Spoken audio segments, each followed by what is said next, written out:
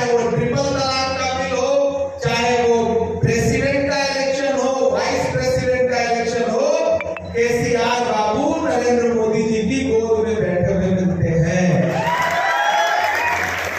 तो मोहब्बत का चश्मा उतार दीजिए अगर आपको लगता है कि वो आपका झंडा लेकर के चल रहे हैं, सेकुलरिज्म का झंडा लेकर चल रहे हैं, तो नहीं। अभी नरेंद्र मोदी जी ने तेलंगाना में आके सभा में कहा कि केसीआर मेरे पास आए थे अपने बेटे को चीफ मिनिस्टर बनवाने के लिए। ये कौन कह रहा है? नरेंद्र मोदी जी कह रहे हैं। वैसे तो ज्यादातर नरेंद्र मोदी जी झूठ ही बोलते हैं, लेकिन ये वाली बात वो सच कह रहे हैं। सच कह रहे हैं वो। मैं तो आपके बीच में ये कहने आया हूं कि न तो 12% रिजर्वेशन मिला, न तो डबल बेडरूम मिला। ये कहा था कि मुबारक के पैसे मिलेंगे, बच्चियों को नहीं मिले, बिचौलिए सारे आपको नहीं मिले। लेकिन अब कांग्रेस क्या कह रही है कि हमारी सरकार आने दीजिए, हम बच्चियों की शादियों के लिए 1,60,000 रुपया देंगे। यहाँ जो सीनियर सिटीजन बैठे हैं उनको पेंशन के नाम पे 4,000 रुपया मिलेगा, ताकि आपके बुढ़ापे का सहारा बना रहे। यहाँ जो अक़लियत के साथी बैठे हैं, माइनॉरिटीज के लोग बैठे हैं, कांग्रेस ने अलग से डिक्लेरेशन प्रोग्राम जारी किया। 4,000 करोड़ का बजट रखा है, मैंने जारी किया। रेवंत रेड्डी हमारे साथ थे, सलमान खुर्शीद साहब हमारे साथ थे, शबीर अली थे, तमाम दीगर लीडरान मौजूद थे। 4,000 करोड़ का बजट रखा है कांग्रेस पार्टी ने अक़लियतों के लिए अलग से, दलित भाइयों के लिए अलग से, ओबीसी के लिए अलग से।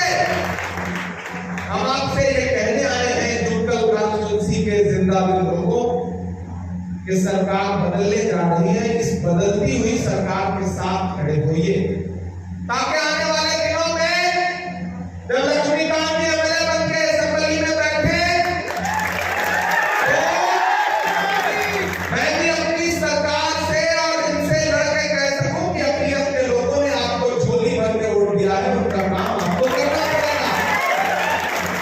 मैं ये गुजारिश आपसे करने आया हूं कि केसीआर को 2 मौका दे दिया आपने, 1 मौका कांग्रेस को दीजिए।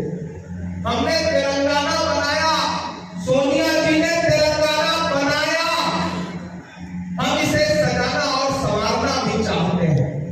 और अक़लियत के साथियों, एक बड़ी संजीदा बात आपसे कह रहा हूं, अगर आपको ये लगता है कि ये इलेक्शन सिर्फ असेंबली का इलेक्शन है, तो नहीं, ये आने वाली 2024 का सेमीफाइनल है। आप यहाँ तेलंगाना में चीफ मिनिस्टर बदलिए, हम 2024 में दिल्ली में प्राइम मिनिस्टर बदलेंगे और राहुल गांधी को प्राइम मिनिस्टर बना करके दिल्ली की गद्दी पर बिठाएंगे।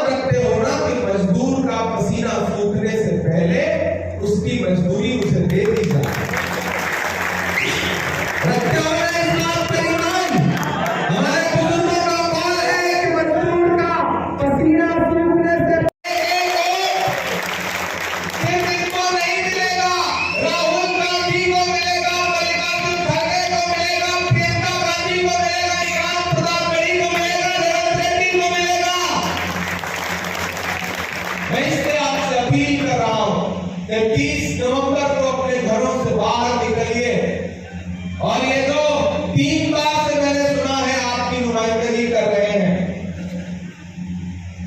उनको हटाइए। कोई काम नहीं किया उन्होंने, उनकी सरकार भी जा रही है और वो भी जा रहे हैं। बदल दीजिए निजाम, हवा का रुख बदल चुका है तेलंगाना वालों। एक छोटा सा एग्जांपल देता हूं, अपना तजुर्बा बताता हूं। बदलती हुई हवा के रुख को सबसे पहले जानते हैं, कौन पहचानता है? पुलिस वाले। तेलंगाना में ब्यूरोक्रेसी ने पहचान लिया है कि हवा का रुख बदल चुका है।